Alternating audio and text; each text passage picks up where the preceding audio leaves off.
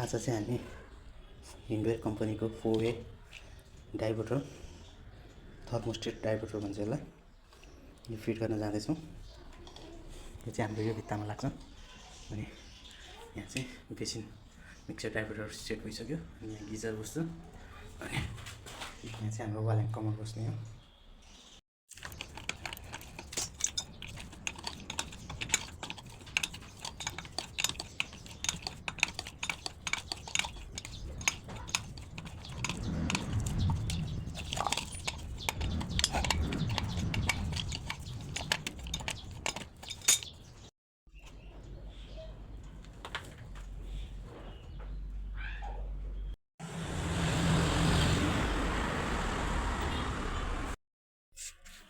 तपाईको यो सावर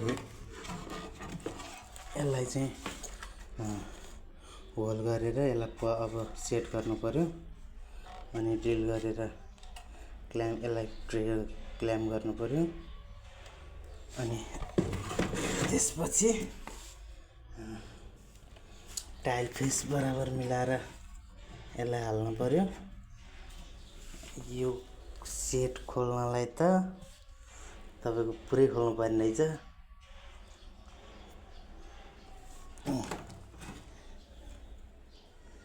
पुरै खोलेर एउटा मात्र नट खोलो हल्लिन्छ, फेरि अर्को खोलो हल्लिन्छ, यो सबै खोल्नु पर्दो रहेछ।